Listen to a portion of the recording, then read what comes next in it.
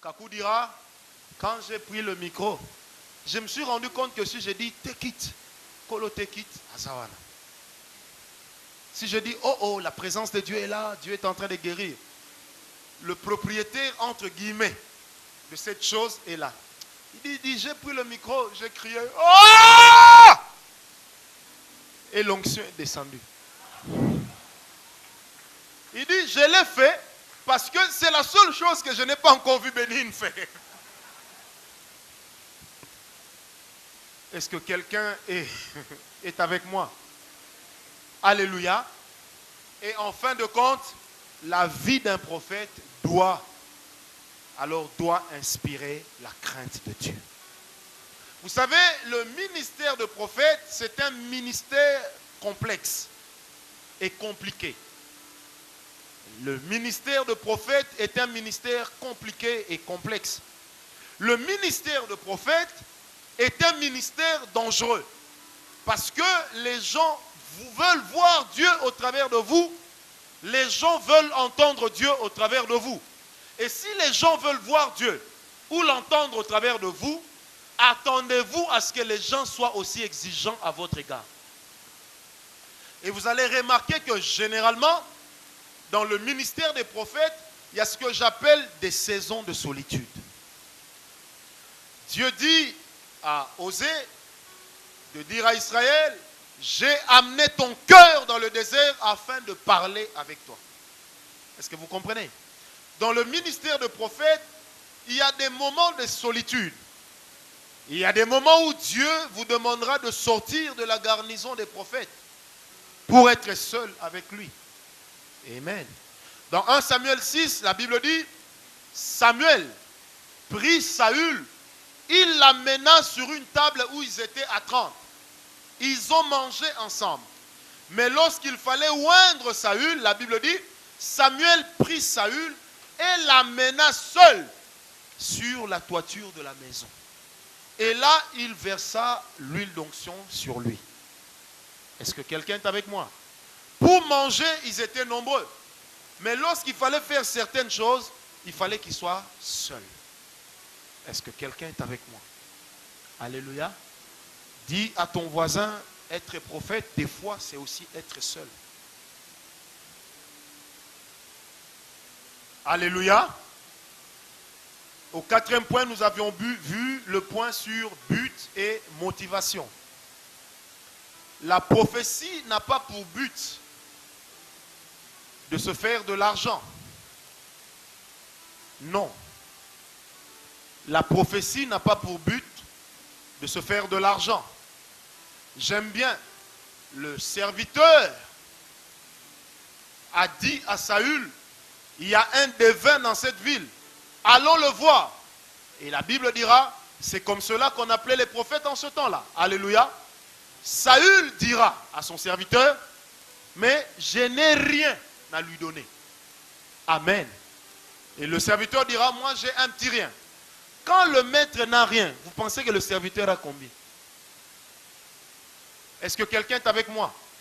Dis un peu à ton voisin, le ministère, ce n'est pas l'argent.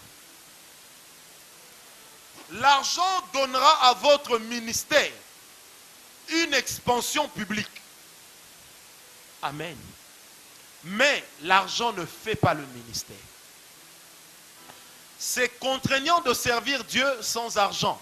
Je sais de quoi je parle, j'ai été pauvre pendant longtemps. Amen. Mais nous ne servons pas Dieu pour nous faire de l'argent.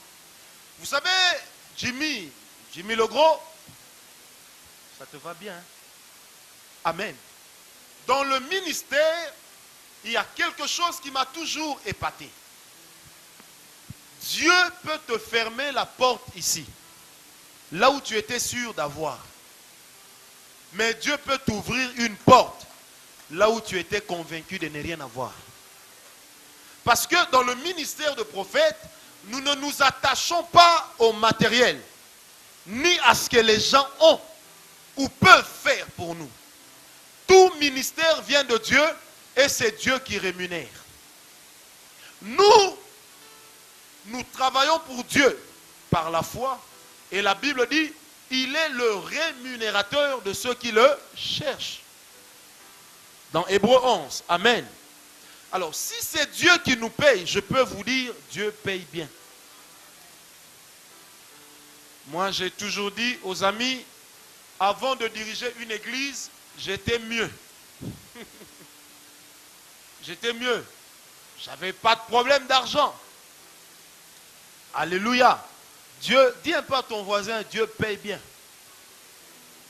Ah, je vous dis, Dieu s'occupe de ses serviteurs. Si derrière les gens qui marchent avec vous, vous ne voyez en eux qu'une opportunité financière, ils finiront par influencer votre ministère. Leur avis et leurs pensées finiront par prendre le dessus sur votre onction. Or, l'onction n'est pas conditionnée par ce qu'il y a dans la poche. Mais l'onction est conditionnée par la qualité de vie qu'on mène, un, et deux, par la foi qu'on est capable de placer en Dieu. Donne-moi un amen bien. Argent ou pas argent, nous allons servir Dieu. Ozan Ampiaka, tu commences à appeler les gens qui ont l'argent. Dieu m'a parlé de toi cette nuit. Parce que tu sais qu'à chaque fois que tu lui parles de la part de Dieu, il y a une enveloppe blanche qui sort et elle ne pèse pas du tout. Parce que dans les offrandes, quand on vous donne une enveloppe qui pèse, des fois c'est décourageant. C'est plein de francs congolais et généralement des billets sales. Mais quand ça ne pèse pas, il y a l'argent mais c'est lisse. Et quand vous regardez, il y a beaucoup de vert ou il y a beaucoup de bleu, vous êtes content. Donnez-moi un amen bien. N'oublions jamais cela, vous prophètes, excellents ministres de Dieu, nous ne servons pas Dieu pour de l'argent. Moi, j'ai commencé à servir Dieu dans une pauvreté extrême. À telle enseigne que je pensais que servir Dieu, c'était manquer de tout. Amen. Mais Dieu nous fait passer par beaucoup de voies, par plusieurs chemins, afin de nous amener à comprendre les buts essentiels. Il arrive que le Seigneur te pose la question, pourquoi tu veux me servir? Que lui répondras-tu? Il arrive que le Seigneur te dise, pourquoi tu pries pour un tel? Que lui répondras-tu? Amen. La vérité, c'est que la plupart d'entre nous, en étant sincères, seraient capables de dire, je sers Dieu pour l'argent. Je devais aller en Afrique du Sud et prêcher. Un homme m'a dit, ne va pas en Afrique du Sud. J'ai dit, pourquoi? Il dit, mon Sokoli, tu sais, l'Afrique du Sud, c'est une terre aride et desséchée. Pardon?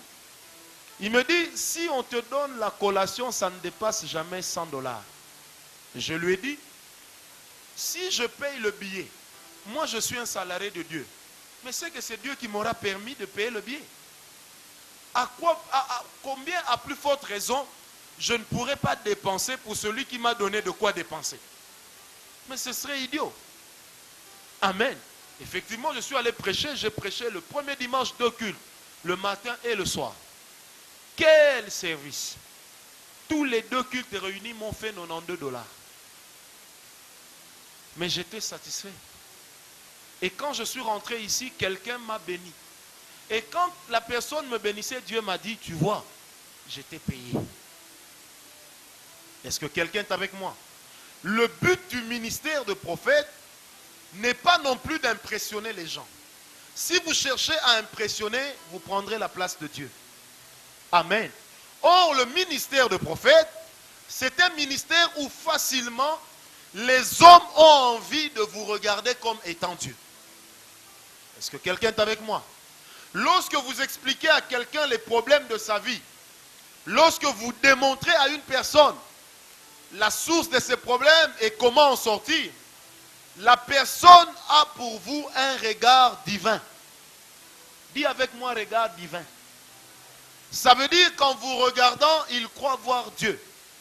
Et si maintenant vous cherchez à prendre la place de Dieu, frère, le Seigneur vous en voudra. Est-ce que vous comprenez? Le ministère appartient à Dieu et nous n'en sommes que des simples gérants.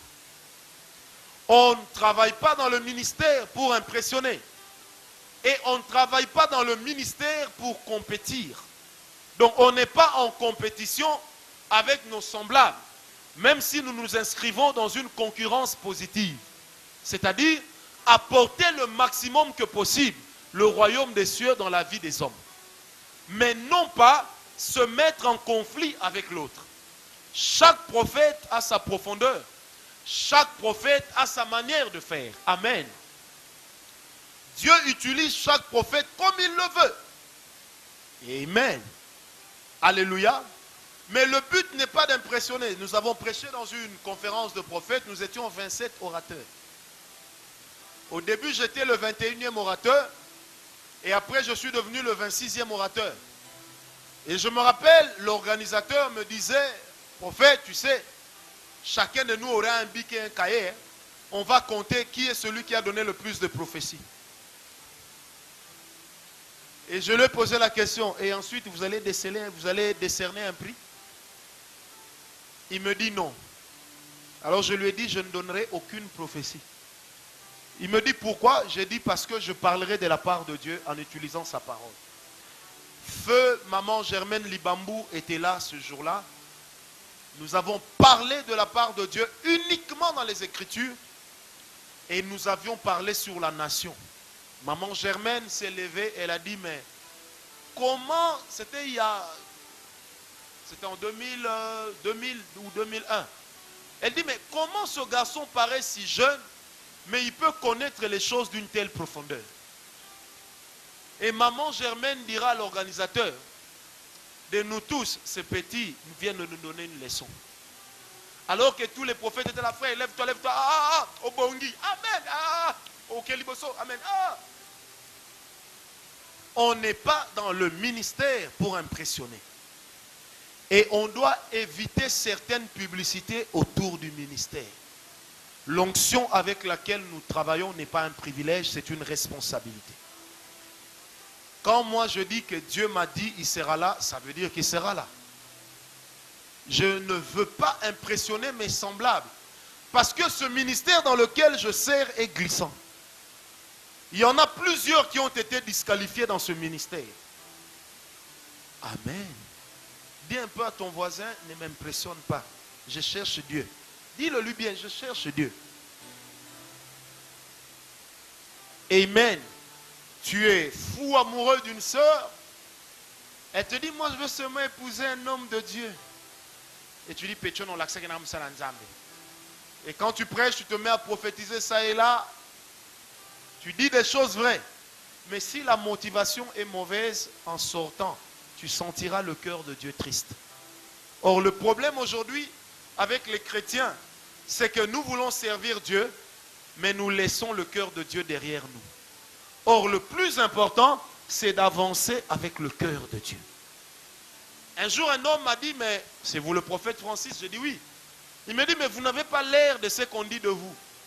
Je dis, qu'est-ce qu'on dit de moi? Il dit, mais les gens vous vendent comme étant quelqu'un d'extraordinaire. Je dis, non, je suis normal, mais je sers un Dieu extraordinaire. Moi, je ris beaucoup avec les gens. Je fais beaucoup de blagues. Mais à l'heure d'exercer dans le ministère, je rêvais un autre manteau. Mais après ici, je deviendrai l'ami de tout le monde. Parce que ce ministère, je n'ai pas à taper la poitrine. Ce n'est pas le mien, c'est celui de Dieu. Je mourrai et Dieu prendra le potentiel qu'il a mis en moi. Il pourra peut-être le donner à quelqu'un que je ne connais même pas. Et Dieu va dire à quelqu'un que moi je n'ai jamais connu, c'est que j'avais mis dans mon serviteur Ngawala, je te le donne. Frère, je vais peut-être être en train de me retourner dans le cercueil, mais il sera trop petit pour que je me retourne. Est-ce que quelqu'un est avec moi? Dis à ton voisin, servons Dieu avec son cœur et pas qu'avec ses talents.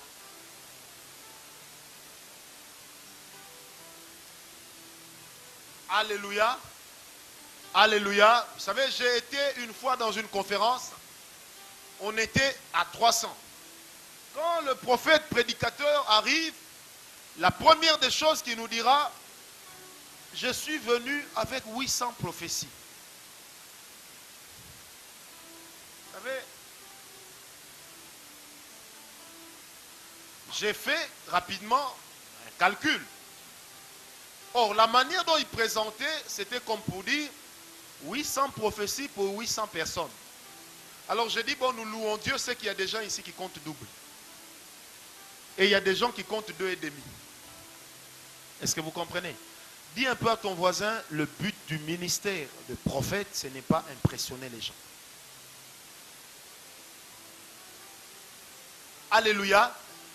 Si on parle de la part de Dieu, on prophétise, premièrement, c'est pour édifier, exhorter, consoler et instruire. Édifier, exhorter, consoler, instruire. Bref, pour révéler la pensée de Dieu. Selon Acte 15, verset 32. Selon Acte 15, verset 32. 1 Corinthiens 14, verset 3 et le verset 31. 1 Corinthiens 14, verset 3 et le verset 31. C'est là où l'apôtre Paul est en train de faire l'apologie du parler en langue. Et il dit, mais celui qui prophétise, il exhorte. Amen. Il instruit, il reprend. Amen. En Corinthiens 14, verset 3 et le verset 4 et le verset 3 pardon, et le verset 31. 1 Corinthiens 14, verset 3 et le verset 31. Ensuite, Apocalypse 19, verset 10. Apocalypse 19, verset 10. Il est impératif de comprendre qu'avec Dieu, il n'y a que ses propres intérêts qui comptent. Et Dieu est capable d'en vouloir à son serviteur. Si et si jamais, si celui-ci cherchait à prendre sa place. Amen. Amen. Deuxièmement, ou deuxième objectif, deuxième but à atteindre, c'est encourager le peuple de Dieu à la fidélité. Encourager le peuple de Dieu à la fidélité. Dans Hébreux 12, Hébreux 11 également, la Bible dit, il y en a qui sont morts en saluant de loin ce qui devait arriver. Ça veut dire, ils ont gardé la foi jusqu'à la fin qu'ils verraient le Messie. Ils ne l'ont pas vu, mais la Bible dit, ils l'ont salué de loin. Amen. C'est pourquoi la Bible dit, leur récompense sera grande. Alléluia. L'un des buts de la prophétie, c'est d'encourager les gens à croire à la fidélité de Dieu jusqu'à la fin. Bon gré, mal gré, nous croyons que Dieu agira. Amen. Un vrai prophète, même sur son lit de mort, il doit dire au roi, amen, tire de l'arc. Et pourtant le prophète est sur le lit en train de mourir. Mais il dit au roi, tire de l'arc, balance des flèches, autant que tu le peux. Le roi en a tiré quelques-unes et il s'est arrêté. Le prophète s'est fâché, il dit, tu vaincras ce peuple 3 fois. Et après cela, ce peuple prendra le dessus sur Israël. Mais en fait, le prophète a donné une prophétie qui allait continuer à courir après qu'il lui soit déjà mort. Amen. Mais en donnant cette prophétie, qu'est-ce qu'il a cherché à faire également? C'était à encourager le roi à la fidélité et à la persévérance. Amen. Autre chose, je prends juste quelques points, c'est avertir le peuple sur le jugement de Dieu. Avertir le peuple sur les jugements de Dieu. Le prophète est également là pour dire à Israël, écoute Israël, ce que l'Éternel ton Dieu déclare, c'est que j'ai contre toi et que tu as abandonné le premier amour. Amen. Le but du ministère de prophète est de parler au peuple sur les jugements de Dieu, sur les potentiels jugements de Dieu, mais aussi de révéler au peuple l'état du cœur de Dieu. De révéler au peuple l'état du cœur de Dieu. Dans le psaume 2, la Bible dit, celui qui est assis dans les cieux, il se rit de ses ennemis. Mais pour que quelqu'un dise à Israël que Dieu qui est assis dans les cieux rit de ses ennemis, ben, il faut que la personne soit capable d'entendre Dieu rire. Est-ce que vous comprenez? Donc le fait d'être prophète, c'est aussi la capacité de communier avec le tempérament de Dieu. Amen. Et j'ouvre une parenthèse encore pour dire, derrière chaque message qu'un prophète sort, il y a un esprit qui accompagne. Mais il y a aussi un sentiment et une émotion qui s'y rattachent. Il est de ces prophéties, quand on les donne, on doit être en colère. Toi, tu vas dire à quelqu'un, Dieu a dit, il va frapper. Et puis tu dis, Dieu a dit, il va frapper. Non. Parce que le message qui vient de Dieu sort avec le cœur de celui qui l'a émis. Et quoi de plus normal que le prophète, en parlant, puisse également libérer les émotions de Dieu. Or, le Seigneur a aussi des émotions. Un jour, Dieu a dit à Israël, je suis devenu ton ennemi, dans Ésaïe 63, verset 10. Il dit, je suis devenu ton ennemi, parce que tu as résisté à mon esprit. Est-ce que quelqu'un est avec moi? Un jour, Dieu va dire à Israël, je te répudie. Et après, il va encore dire à Israël, montre-moi la lettre de divorce que je t'ai remis. Le même Dieu, il donne deux paroles. Apparemment, ça semble se contredire. Mais Dieu est plus sage que l'homme. Le jour où il a dit à Israël, je te répudie, il ne lui a pas remis de lettre. Et quand il dit, montre-moi la lettre par laquelle je t'ai répudié, Israël a manqué de réponses à donner à Dieu parce qu'Israël n'avait pas de preuves. Mais lorsque Dieu voulait disait à Israël, je te répudie, Dieu voulait faire comprendre à Israël que ma colère est tellement grande que je suis capable de te chasser de devant ma face. Or, le même Dieu avait déjà dit à Israël avant, même lorsque je te chasserai, je garderai un reste. Est-ce que quelqu'un est avec moi? Prophétiser, c'est aussi révéler les émotions de Dieu. Dis un peu à ton voisin, révéler les émotions de Dieu. Amen. Et lorsque, dans la boussole prophétique, on perd les émotions de Dieu, on perd l'essentiel de la prophétie. Amen. Amen. Le but de la prophétie, c'est également parler à la nation, parler au peuple de Dieu, parler à l'église de Dieu, parler à n'importe qui. Parce que Dieu ne s'adresse pas qu'aux chrétiens. La prophétie peut aussi s'adresser à des musiciens païens. La prophétie peut s'adresser à toute forme de créature. L'homme compris. Amen. Alléluia.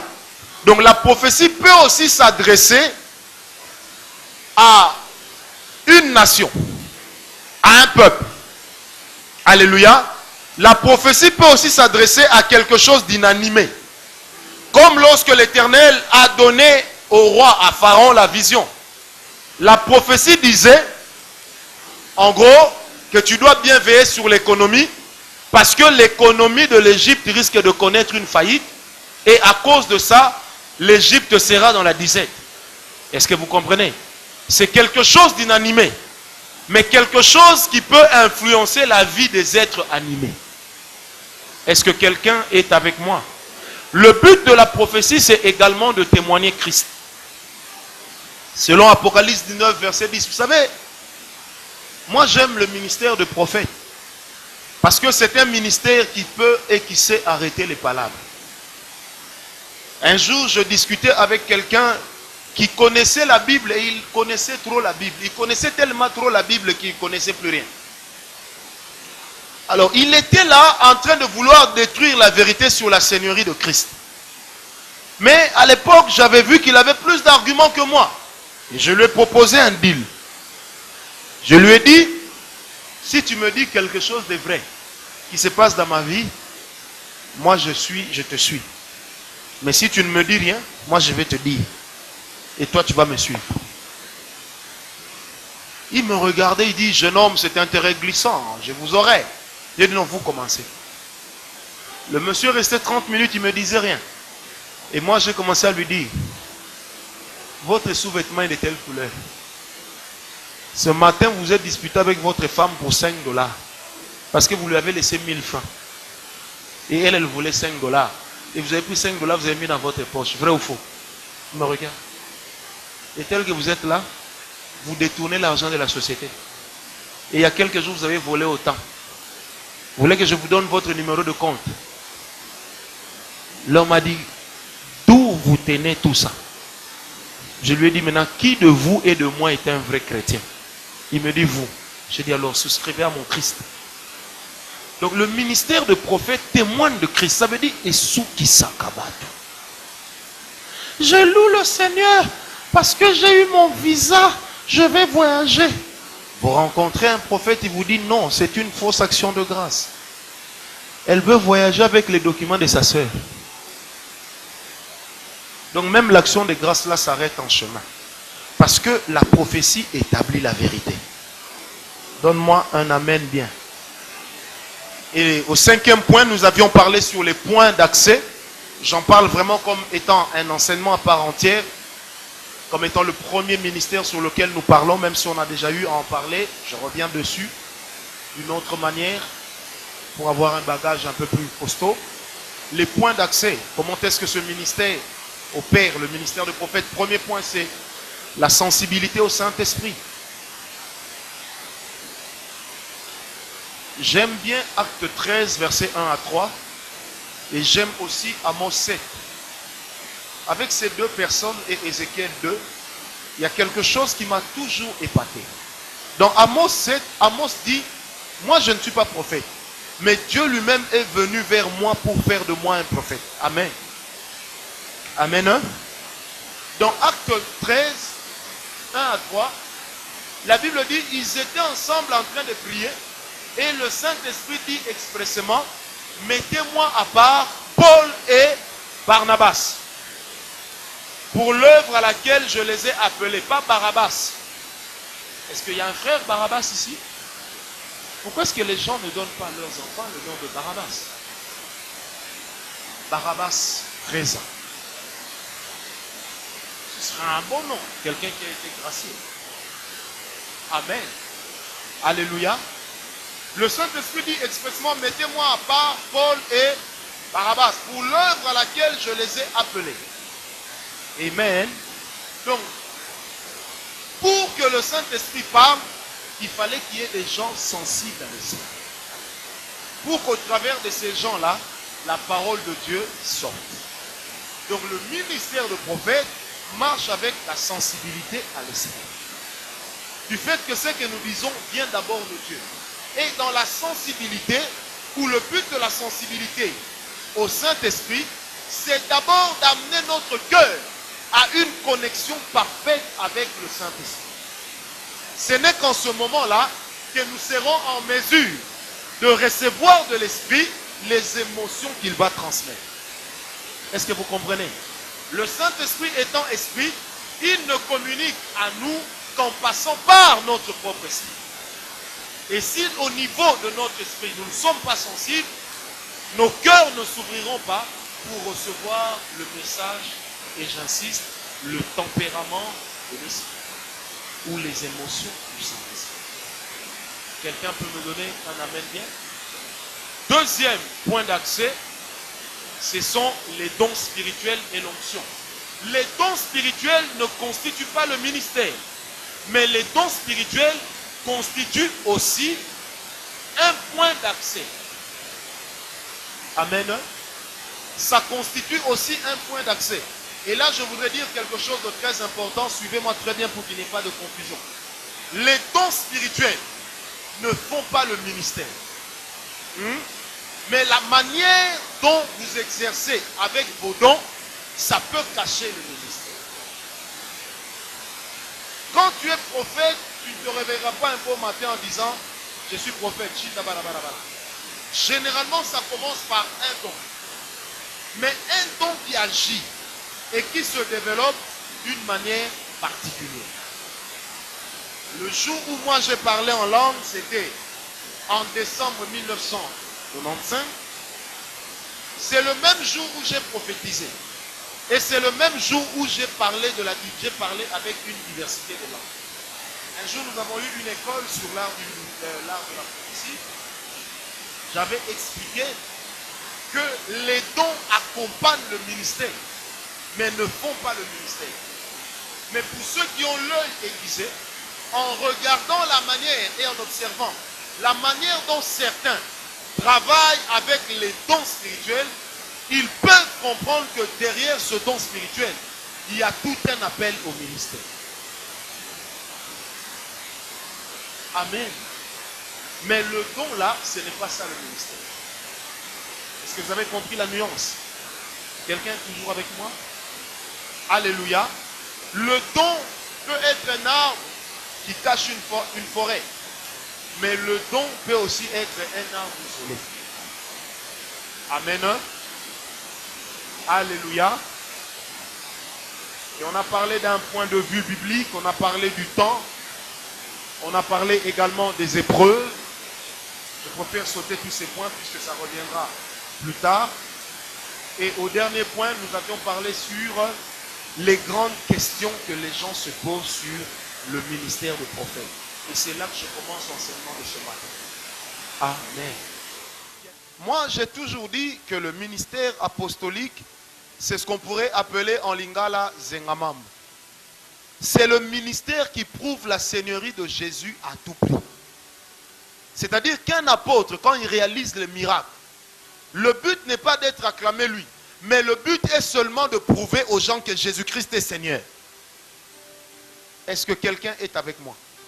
Et pas seulement de prouver que Jésus-Christ est Seigneur, mais aussi d'aller plus loin en faisant des autres des serviteurs de Dieu. Parce qu'un apôtre, c'est un homme formé dont le but est de former les autres. Donne-moi un amen bien. Alléluia. Alléluia. Alléluia. Troisième point, les marques de l'apostolat. Ici, je vais très vite. J'aime bien l'apôtre Paul dit dans Galates 2, dans les 10 premiers versets, il dit, ils ont vu Christ ressuscité. Moi aussi. Amen. Et dans la version d'Arby, l'apôtre Paul dira, je suis allé vers ceux qu'on considère des super apôtres. Mais j'ai remarqué qu'ils n'ont rien d'extraordinaire. Ils ont été témoins de Christ, ils l'ont vu ressuscité. L'apôtre Paul va ajouter, moi aussi. Amen. J'étais en train de prier et de réfléchir là-dessus. Et le Saint-Esprit a éclairé ma lanterne. Vous savez, dans ma petite vie chrétienne, la plupart des apôtres que j'ai rencontrés m'ont souvent parlé d'une chose qui m'a toujours étonné. C'est que la plupart des apôtres m'ont souvent relaté, ou même dans les livres j'ai lu, qu'ils ont souvent eu à faire une rencontre personnelle avec la personne de Jésus, mais qui va au-delà de la conversion. Est-ce que vous me comprenez? Est-ce que vous me comprenez très bien? Je répète, ils ont souvent eu à faire une rencontre qui est bizarre, c'est que ça va souvent, pas toujours, au-delà de la conversion, comme si il plaît à Dieu ou à Christ de se révéler personnellement à eux. Amen. L'apostolat ne constitue pas un ministère des martyrs. Est-ce que vous comprenez? Mais ça constitue d'abord un ministère des témoins. Or, qui dit témoin dit celui qui rétablit la vérité dans son contexte. On ne peut rétablir la vérité dans son contexte. Lorsqu'on parle de la résurrection est vérifiable.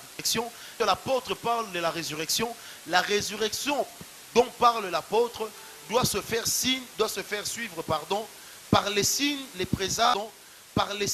présages et les miracles qui amènent les autres à la résurrection ou qui amènent les autres à sortir de la mort.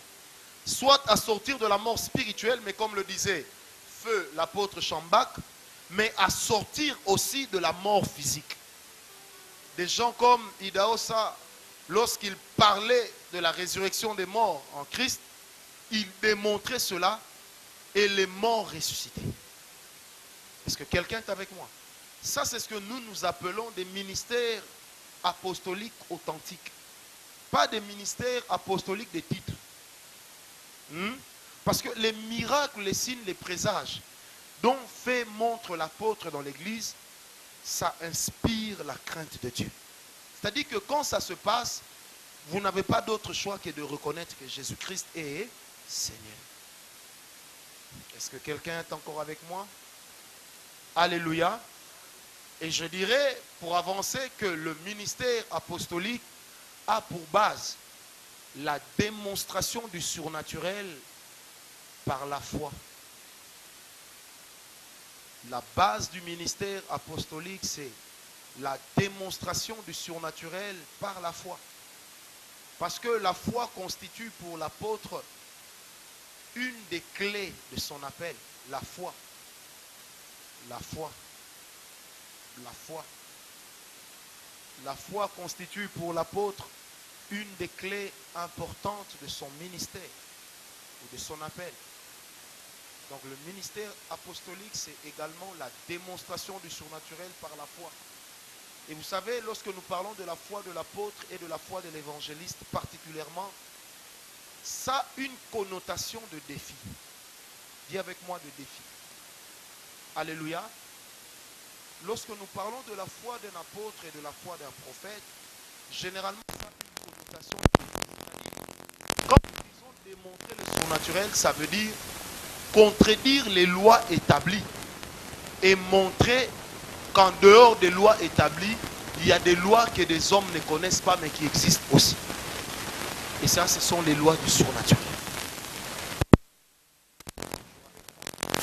Amen.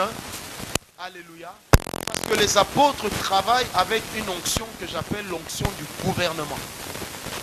Ils ont la capacité de et la force apostolique ou la force de l'esprit apostolique, c'est de connaître également le territoire sur lequel on est établi. Il faut connaître l'autorité sur laquelle Dieu établit quelqu'un. Un apôtre a un territoire sur lequel il règne. Il a un territoire d'influence. Pourquoi est-ce que des gens comme Pierre n'ont pas eu beaucoup de succès chez les Galates, n'ont pas connu de grands succès chez les Éphésiens, chez les Corinthiens, chez les Romains? Parce que ce n'était pas leur territoire. Mais Paul dit dans Galates 2 et dans Galates 3, par la foi. Apôtre des païens. Donc mon territoire, c'est les nations autres que la nation d'Israël. Donnez-moi un amen. L'apostolat, c'est un ministère qui s'établit sur le territoire. Quelque chose. Le fait qu'il y ait une recrudescence des prophètes et des apôtres dans une nation, c'est une preuve que cette nation a une destinée très intéressante pour Dieu. Le fait qu'il y ait des apôtres, et même lorsqu'il y a des apôtres, le Seigneur va faire que les apôtres puissent aussi reconnaître l'autorité d'un apôtre. Amen. Puisque dans la nation, il y a des hommes auxquels Dieu a donné l'autorité sur la terre. Dis avec moi sur la terre. La terre sur laquelle est établi l'apôtre, c'est une terre sur laquelle il règne. Est-ce que quelqu'un est avec moi? Un apôtre a une parole. Et sa parole s'exerce sur la terre sur laquelle Dieu lui a donné l'autorité.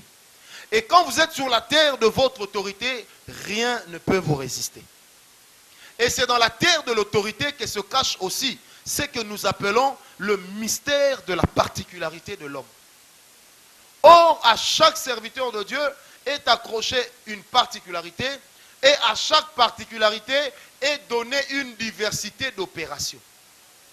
Et les diversités d'opérations constituent également un territoire. Je vais être plus clair. Quand Dieu t'appelle au ministère apostolique, puisque c'est de lui dont nous parlons, il y a un territoire sur lequel tu règnes. En fait, il y a une onction sur laquelle tu gouvernes. Et il y a une puissance avec laquelle tu gouvernes. Est-ce qu'on me comprend? Ceci veut tout simplement nous amener à comprendre cette vérité.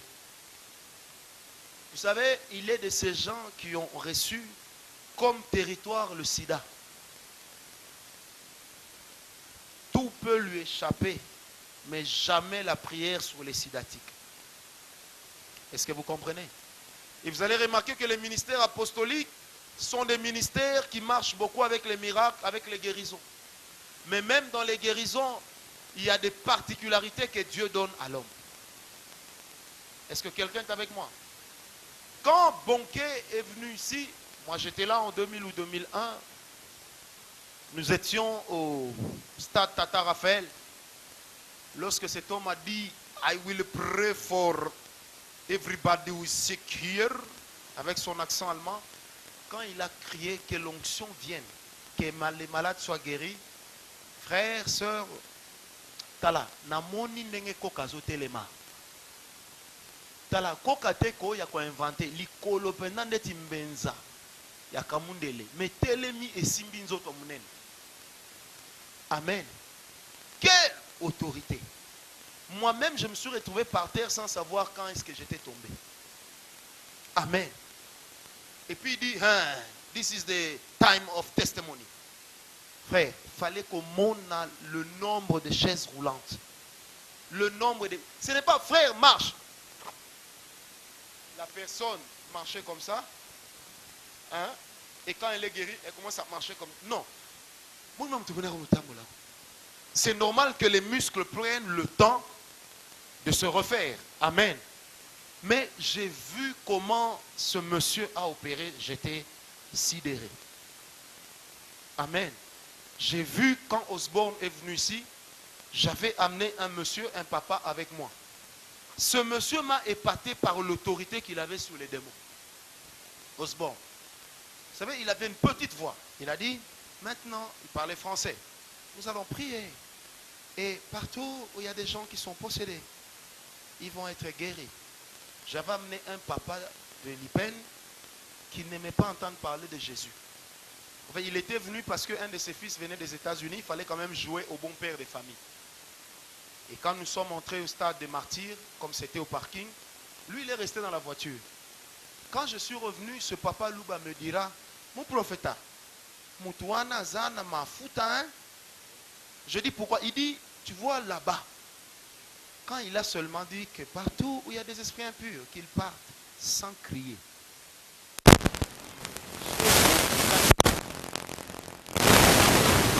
Et quand il a dit maintenant venez recevoir Jésus, lui-même dira, je suis venu jusqu'à devant. Je n'ai pas entendu la prédication. Mais comment l'onction de cet homme m'a atteint? Parce que dans ce ministère-là, cet homme connaissait son territoire et son champ d'action. Et il était capable de se définir un périmètre d'action. Amen.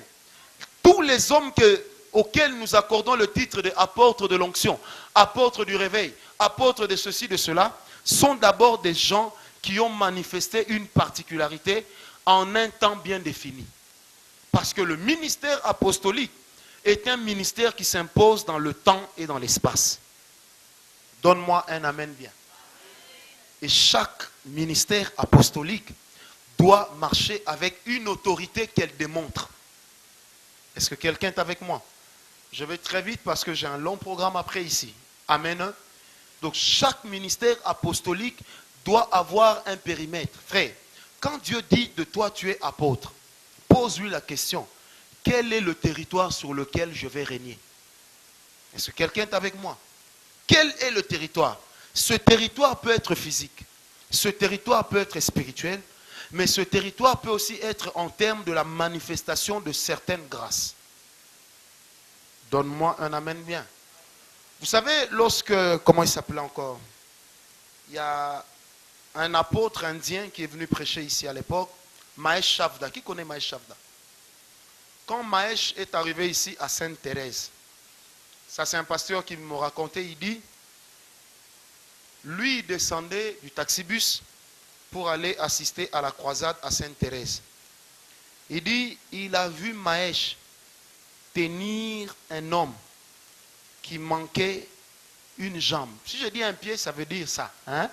Il manquait une jambe. Il dit, quand lui descend du taxibus, le podium était élevé, il voyait. Il a entendu Mahesh dire à cette jambe, pousse, pousse. Il dit, tous les projecteurs rivés sur Mahesh, la jambe de la personne était en train de sortir comme un vilebrequin. Le pasteur, là, quand il descend, le taxibus prenait les gens. Il est remonté dans le taxibus. Il est rentré, il est parti pour retourner en retraite. Il a dit, Seigneur, comment tu as donné une telle autorité à quelqu'un? Et là, Dieu lui dira, il a l'apostolat et c'est le territoire sur lequel je lui ai donné de régner. Est-ce que quelqu'un est avec moi? J'ai suivi une cassette que m'avait prêté quelqu'un, un service qu'avait fait Chambak. Dans cette cassette, dans cette conférence, il y avait Chambak, il y avait Ayo, Ariche Jaffor, il y avait Idaosa, il y avait Bonke Benin et quelques d'autres personnes. Il y a un homme qui a parlé sur les miracles, c'était Chambak. J'ai aimé, à la fin, il a dit, Dieu m'a donné les miracles comme quelque chose qui accompagnera mon ministère. Vous savez, il est descendu, il a pris une craie, il a tracé par terre. Il a dit à Ayo, toi reste là.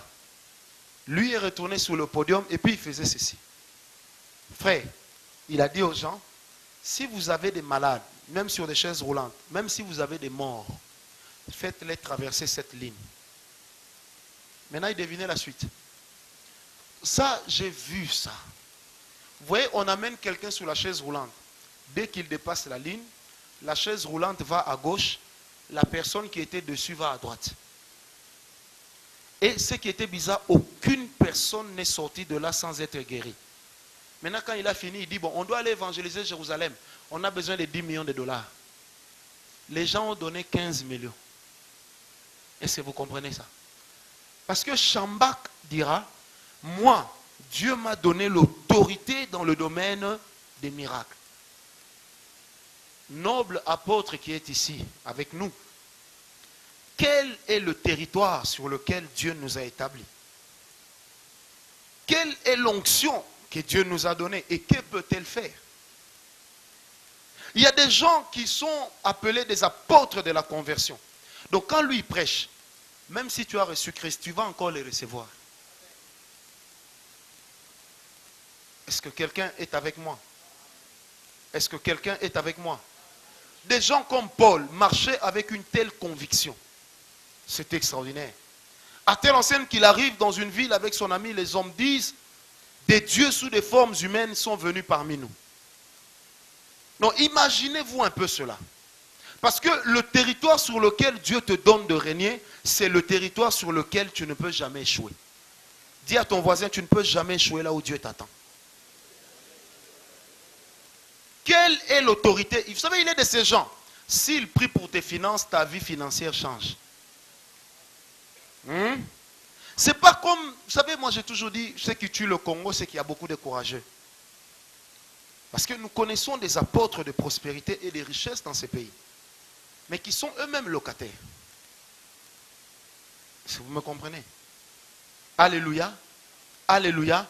Quelle est la parcelle d'autorité que Dieu t'a donnée? Quel est le type d'onction que Dieu a déposé dans ta vie? Parce que si tu comprends le territoire sur lequel tu règnes, alors tu comprendras quoi faire pour ne plus échouer. Et tu comprendras également qu'il est de ces travaux, si on te demande de le faire, toi-même tu es en train de te livrer à l'échec. Donne-moi un amen bien. Frère, quand Dieu t'appelle au ministère, l'une des choses importantes que tu dois savoir, tu dois connaître quels sont les domaines dans lesquels Dieu a établi une alliance avec toi. Parce que c'est l'alliance avec Dieu qui soutient ton ministère. C'est l'alliance avec Dieu qui va soutenir ton apostolat. C'est l'alliance avec Dieu qui va définir le territoire sur lequel tu règnes. Oh, même dans l'apostolat et même dans le domaine du territoire, il y a plusieurs niveaux de territoire. Est-ce que quelqu'un est avec moi? Au fur et à mesure que nous avançons, que nous nous cultivons dans la présence de Dieu, le territoire sur lequel nous régnons aussi est en train de faire quoi? D'augmenter.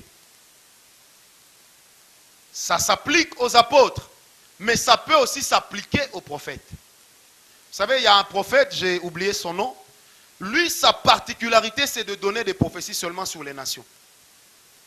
Et quand il donne des prophéties, il peut décrire la chambre du président de tel pays.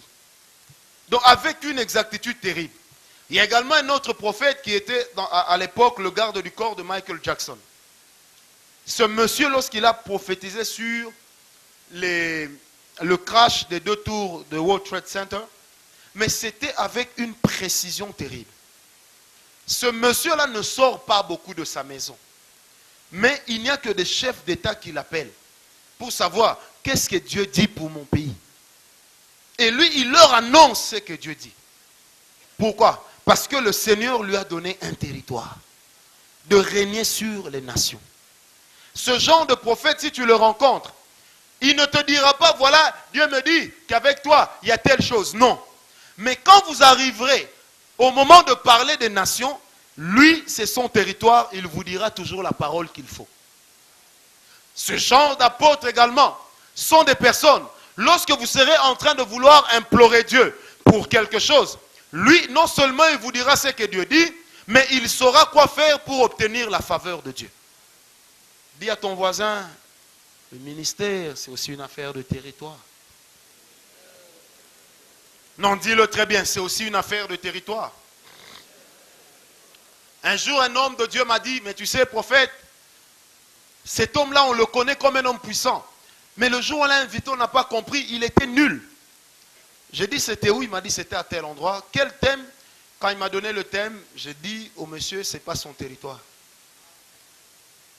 Il dit, comment? J'ai dit, non, ça, ce n'est pas son territoire à lui. C'est de prêcher aux gens comment prier. Comment se sanctifier. Mais ce truc-là, ce n'est pas son territoire. Est-ce que quelqu'un est avec moi? Nous allons continuer la prochaine fois. J'aimerais que nous puissions nous lever, nous allons prier.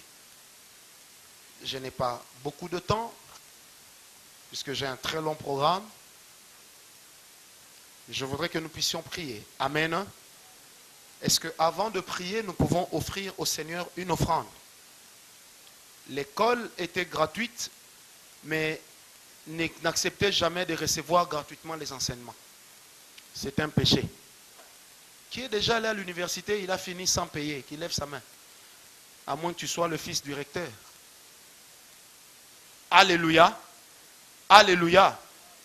Seigneur Dieu, bénis ces offrandes, bénis ces actions de grâce que nos bien-aimés vont déposer là. Et nous croyons que ta main est dessus au nom de Jésus. Amen. Les paniers peuvent circuler. J'annonce déjà comment nous allons prier. Nous allons implorer Dieu. Premièrement, le Seigneur va ouvrir des horizons terribles à certaines personnes. Ça veut dire, le Seigneur va révéler à certaines personnes ce qu'elles sont et ce qu'elles doivent faire. Deuxièmement, j'en ai reçu mandat spécialement ce matin. Je vais prier pour les prophètes et pour les apôtres dans ce pays. Parce que le Seigneur m'a dit qu'il y a des choses qui sont en train d'être faites. La réforme est en train de s'annoncer. Mais il faut que les apôtres et les prophètes se lèvent, non seulement pour annoncer la réforme, mais aussi pour annoncer les clauses de la réforme. En troisième lieu, je vais prier pour que chacun entre dans son territoire. Et là, ça sera terrible.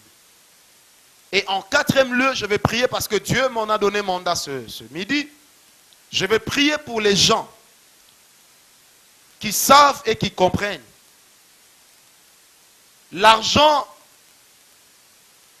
ne conditionne pas le ministère, mais l'argent accompagne le ministère. Et il y a des gens ce matin avec lesquels nous allons prier pour que le Seigneur leur accorde les finances, qu'il leur accorde l'argent qu'il faut. S'ils travaillent, que Dieu leur accorde l'argent. S'ils sont dans le ministère, que Dieu leur donne l'argent. Est-ce que quelqu'un peut donner un amen avec moi? En rapport avec le ministère. En dehors de ces 26 personnes, il y a 14 personnes dans lesquelles le Seigneur est en train de renouveler l'onction en rapport avec le ministère. Attention, ça sera fort. Père, toutes les personnes qui sont ici, que tu as appelées au ministère, d'une manière ou d'une autre, éternel Dieu, toutes les personnes qui sont ici, que tu as appelées à manifester, non pas la grâce, mais le ministère. Attention, sur plusieurs, il y aura comme une onction de tourbillon qui va descendre. Je vais compter jusqu'à 3. Et ces gens sont au nombre de 4. Il y en a qui vont tourner par terre. Il y en a qui vont tourner là où ils sont. Il y en a qui vont être projetés. Parce que Dieu est en train de renouveler l'onction en rapport avec l'appel de 14 personnes. Je vais compter jusqu'à 3. 1, 2 et 3. Que la grâce ministérielle, que l'onction en rapport avec le ministère coule maintenant. J'ai dit qu'elle coule maintenant. Que le Seigneur fasse croître tes exploits. Que le Seigneur t'amène dans une vie d'expérimentation de la grâce. Que par toi, Dieu amène les autres à entendre sa voix. Que par toi, le Seigneur amène les autres à la guérison et au miracle. Oh oh, il y a 14 personnes que Dieu est en train de toucher maintenant. 14 personnes qui sont appelées au ministère authentique. Le Seigneur est en train de les toucher d'une manière particulière. Sur certains, il y a comme une onction de tourbillon. Dieu est en train de les toucher d'une manière particulière. Parce que la manière dont Dieu va les toucher sera différente de la manière dont il a touché le premier groupe de personnes. Nous sommes calmes, Église. Silence. Je change de stratégie avec l'esprit. Ok, l'onction va descendre sur tous ces ministres de Dieu. Ils vont sentir un dépôt. Et plusieurs vont pousser un cri. J'en ai déjà le premier qui est là. Et après avoir poussé le cri, plusieurs vont s'écrouler. D'autres pas. Parce qu'il y a une autorité forte qui est en train de descendre ici. Il y en a une qui est là. Où sont-elles? Il y en a 2. Il y en a 3. Dieu m'a parlé de 14. Il y en a 5. Il y en a 4, oui. Ok, il y en a 4. Il en reste 10. Où sont-elles? Nous avons libéré déjà avec le Saint-Esprit l'onction sur ces gens. Plus rien ne les empêche d'avancer. Il y en a 5, il y en a 6. Donc, il en reste encore 8, Père. Où sont-elles? Nous avons déjà libéré l'onction de ministère sur ces gens. Nous libérons encore la grâce sur eux. Ok, il y en a 7. Il en reste encore 7. Que l'huile de Dieu coule avec force. Que l'huile de Dieu coule avec force sur ces gens. Que l'huile de Dieu coule avec force sur ces personnes. Que l'huile coule avec force sur ces personnes. Éternel, tu m'avais dit d'enseigner dans la simplicité. Je prie maintenant, Père. Il en reste 7, je les attends toujours. Personne, s'il n'est touché, ne peut élever la voix en ce lieu.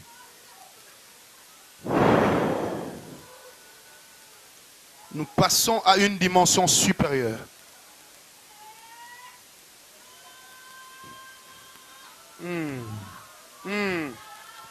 Joe, compte-moi 14 personnes. Dès que c'est fait, tu me feras signe.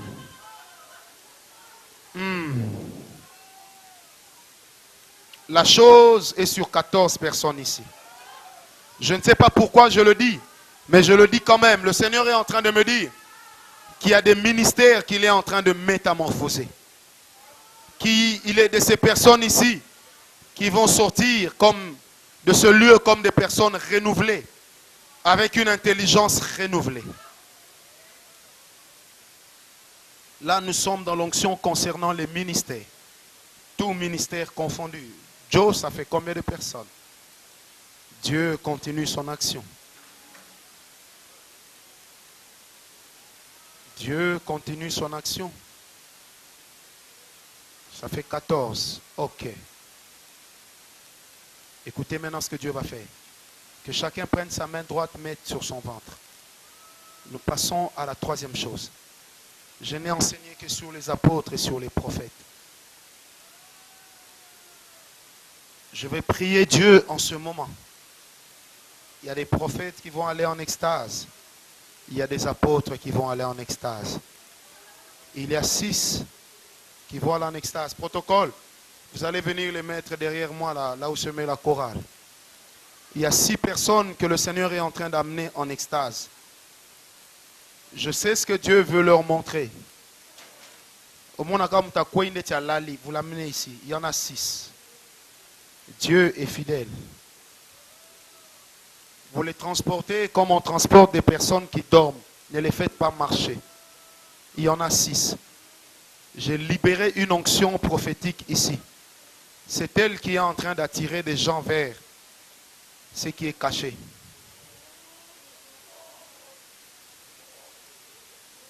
Oh Dieu. Oh Dieu. Oh Dieu. Il y a d'abord 6 personnes qui partent en extase. C'est la première étape de cette 3e étape. Amenez-les là, ils vont faire 6. Toi, mets seulement ta main sur ton ventre. Que le Seigneur ouvre dans ton esprit les portes intérieures. Que le Seigneur augmente ta capacité d'œuvrer et d'aller dans le surnaturel. L'église est calme. Il y a d'abord ces 6 personnes que j'attends.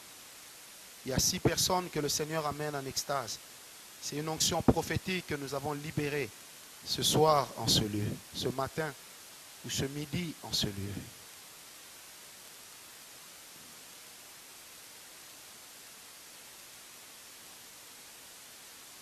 Je les attends.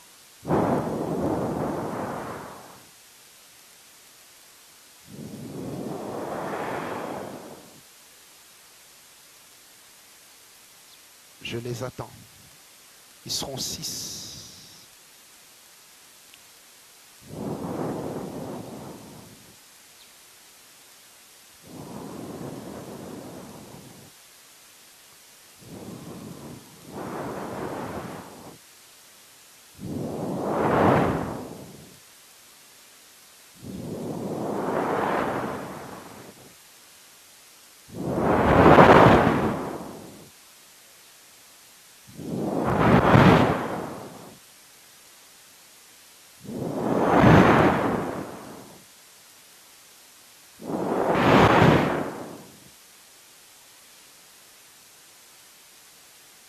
Dieu est en train de faire ça. 1, 2, il en reste 4. Je suis patient avec Dieu. Ce matin, ce n'est qu'une onction pour booster.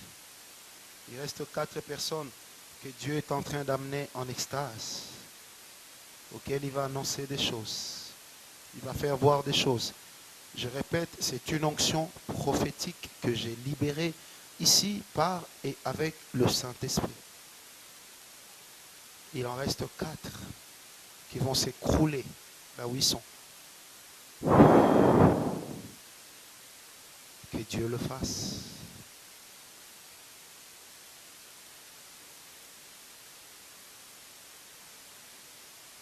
Alléluia.